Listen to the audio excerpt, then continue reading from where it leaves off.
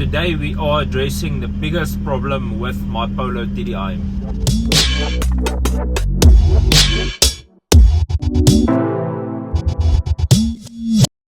What is up CCD fans, welcome to another video. In today's video we are going to be addressing the biggest problem that we have on my Polo 1.9 TDI. A lot of you has been commenting on it, and I am 110% aware of the implications of this problem, and today we are going to fix that. I've been meaning to fix it for quite some time, but unfortunately I never got around doing it. So today we will be addressing the problem of having no safety belt in the car, not for me nor for the passengers. Our plan is, I already bought two harnesses, so I'm gonna get a harness and the passenger is gonna get a harness.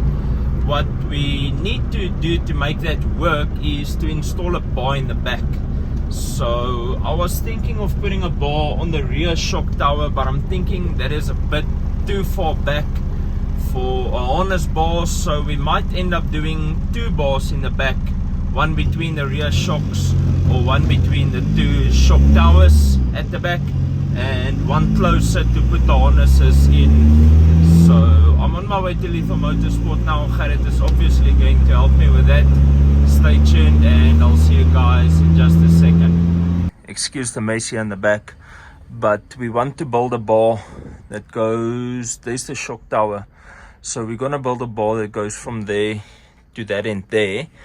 But like I was saying, I'm thinking that's too far for the harnesses to go. So what I'm gonna do is I'm gonna use that hole there along with this one here. So my plan of attack to build this is I'm going to get a flat bar cut out for the mounting plates at the end, and then I'll measure the length in between, because this length is a bit longer than that length.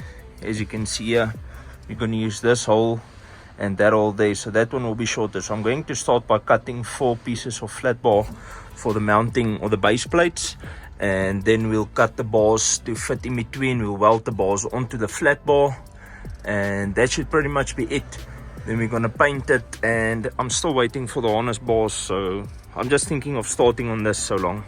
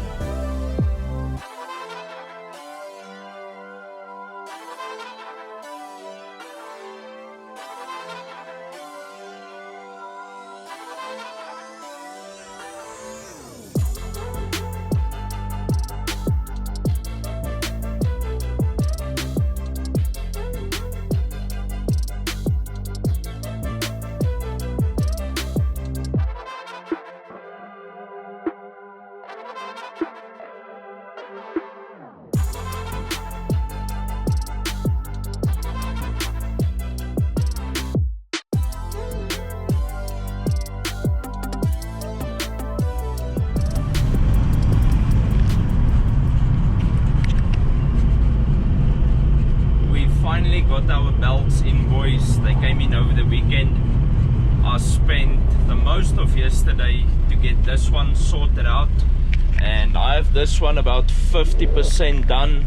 It's only the shoulder belts that is done on that one at the moment. I still need to sort out the lap belts, but on mine everything is in place, so we finally got safety in the Polo.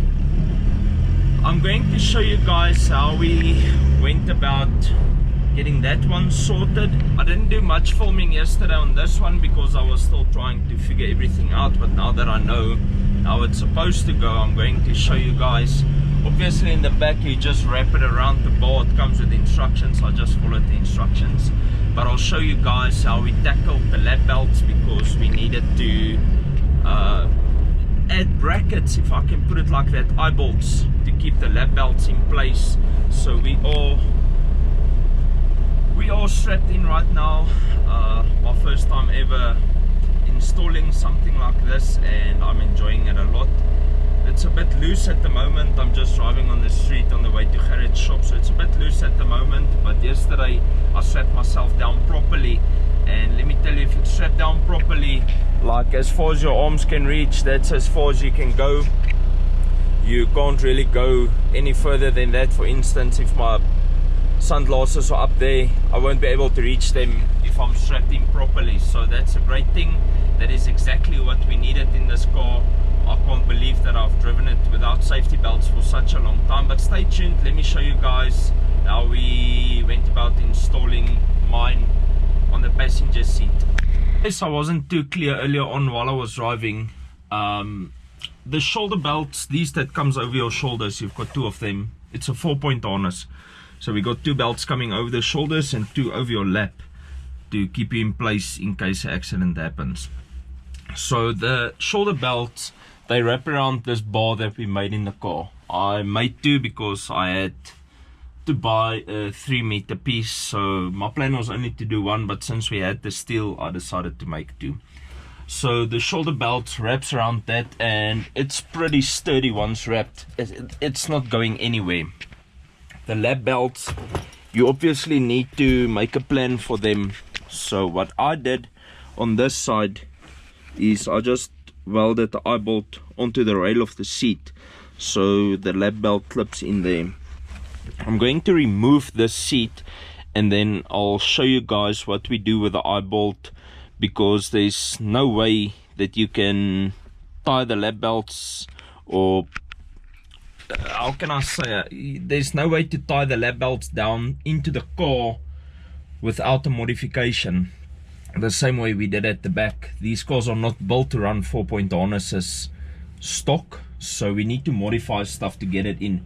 So I'm gonna remove the seat and then I'll show you guys exactly what we do with the eye bolts, and then I'll try and see if I can explain it a little bit better once the seat is out.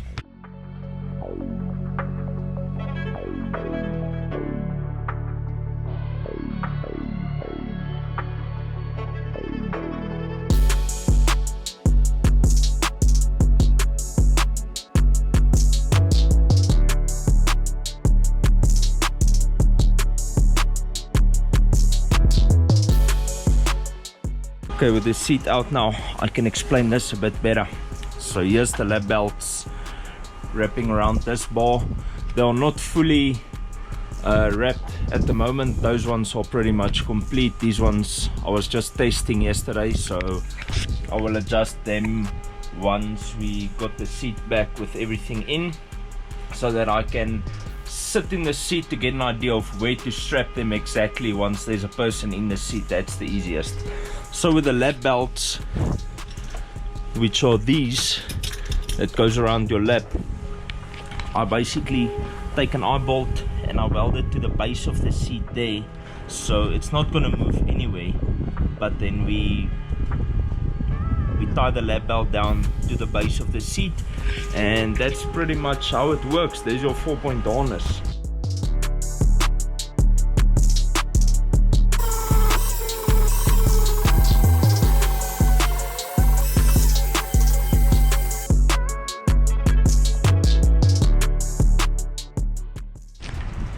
Okay, I'm gonna show you guys this before I put the seat back in.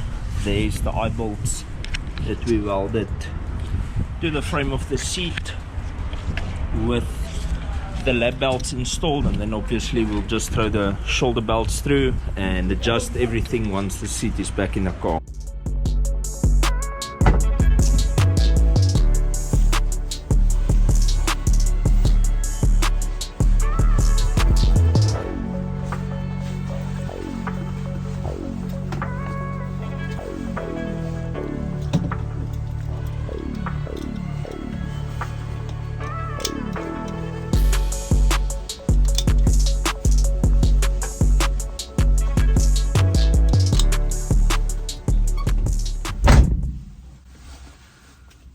Okay boys, so we finally got the driver and the passenger side in. As you can see, I'm currently in the passenger side, so that means that we are done.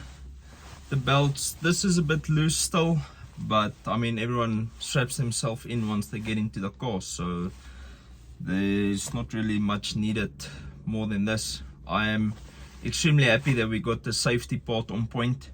It was sketch driving with no safety belts, not gonna lie, but I've been planning this move for quite some time.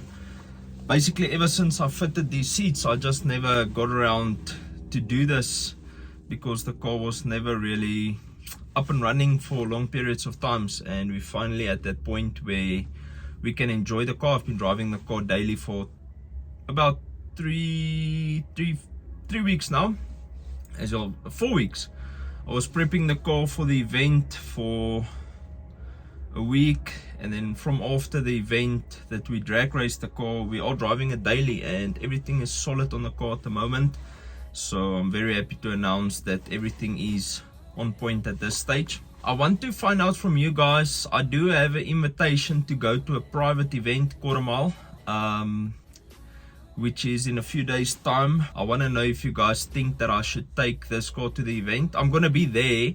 I'm either going to film the private event or I'm going to race the car and film a bit of the event, maybe chuck some footage in there as well. So let me know down in the comments below what you guys think we should do. Should we run the car on the quarter mile, or should we just enjoy it as a daily driver for now and take things slow? I'm thinking that I'm gonna send it. Let me know what you guys think we should do, but I'm definitely thinking that I should race the event. I just need to get the nitros refilled, and if we got 2 bottles of nitros, then we should be good for the event. Drive it on the tires that we have at the moment still. I'm not gonna change anything until I find a set of 16-inch slicks, either like ET Street or full slick. I've got a spare set of wheels at home that I can utilize for that, so then we can chuck that in the boot, drive the car to the event, put on the slicks, run the car. Once the event is done, put the street tires back on, drive it back home if it keeps up during the event. But what I'm thinking is, if I go to the private event, I'm not gonna do a million runs like I did at Midway. I was kind of punishing the car a bit at Midway, doing 11 runs, I'm not gonna lie. But I was thinking at this private event now, if we can maybe do 2 or 3 solid boost only passes, then we can move over to the nitros. If we can get 1 or 2 solid passes from the nitros, I'll be happy with that. I mean, I don't have a point to prove in running the best times or anything like that. The car is on stock injectors. That's why the boost is still low at this stage, because the injectors, I need my 120s in here. So for now, I think the main thing is just to enjoy the car a bit, which I am doing at the moment. I am really enjoying having this car back on the road. If I need to go somewhere, I'll hop in this, quickly drive it around. Yes, I still have the Honda. There's some cosmetic work being done to the Honda at this stage, so you guys will see that back on the channel pretty soon. But let me know down in the comments below, boys, should we run this car at Midval and just get a time of what it's capable of on the current setup? Just go out, enjoy myself, enjoy the car, all of that stuff. Let me know down in the comments below, and let me know what you guys think of the safety harnesses. I'm really enjoying it. I drove with mine this morning, as you saw previously. I'm really enjoying it. So I'll see you guys in the next one. Let me know if you want to see a drag race video on Midval of this car, then I'll probably see you guys then. That's it for now. Peace out, guys, and reflect your passion. I'm strapped in too far. I can't even shut you guys down. Cheers, bro.